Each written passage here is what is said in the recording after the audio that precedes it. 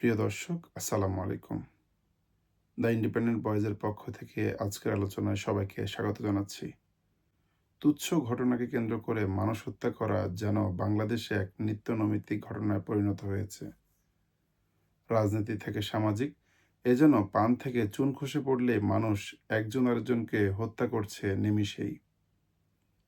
সম্প্রতি prime Asia বিশ্ববিদ্যালয়ের textile ও engineering বিভাগের ২২৩তম ব্যাচের মেধাবী ছাত্র জাহিদুল ইসলাম পারভেজ তার নিজ ক্যাম্পাসে নির্মমভাবে হত্যার শিকার হন। পরিবারের পক্ষ থেকে একটি হত্যা মামলা দায়ের করার পরবর্তী সময়ে পুলিশের পক্ষ থেকে বেশ কয়েকজন সন্দেহভাজন আসামিকে গ্রেপ্তার করা হয় এবং বাকিদেরকেও গ্রেপ্তারে পুলিশ তৎপর রয়েছেন। হয়তো এই ঘটনার সুষ্ঠু তদন্ত হবে, দোষীরা শাস্তি পাবে। কিন্তু একটি পরিবারের যে আশার প্রদীপ নিভে গেল, সেই প্রদীপ কি আর কখনো প্রজ্বলিত হবে? তিল তিল করে গড়ে ওঠা যে স্বপ্ন বুনেছিলেন জাহিদের পরিবার, সেই স্বপ্নের কি আর কখনো বাস্তবায়ন হবে? কখনোই না।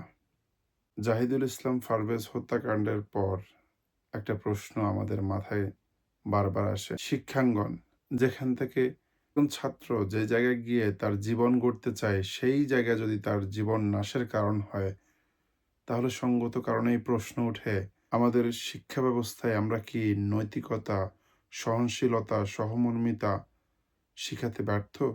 আদৌ কি আমরা আমাদের শিক্ষা ব্যবস্থার মাধ্যমে কাঙ্ক্ষিত একটি নৈতিক মূল্যবোধ সম্পন্ন জাতি গঠনে সক্ষম হচ্ছি? নাকি ব্যর্থ হচ্ছি বারবার? কি সেই ব্যর্থতার কারণ? অনুসন্ধান করার সময় এখনই।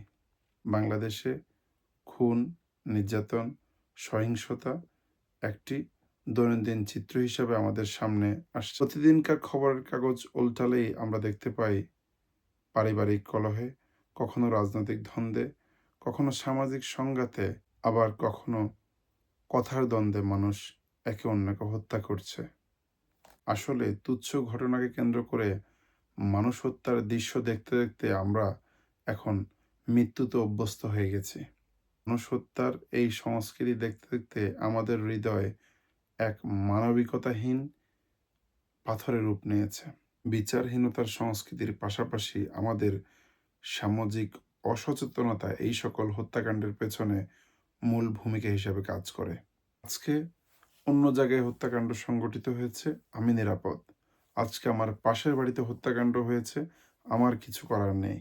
আজকে আমার বন্ধু হত্যার শিকার হয়েছে, আমি তো বেঁচে গেছি। এই সকল সামাজিক দায়বদ্ধতাহীন সংস্কৃতি গড়ে ওঠার কারণে এর সমাজে মানবিকতা এবং সাম্য প্রতিষ্ঠায় ব্যর্থ হচ্ছি বারবার।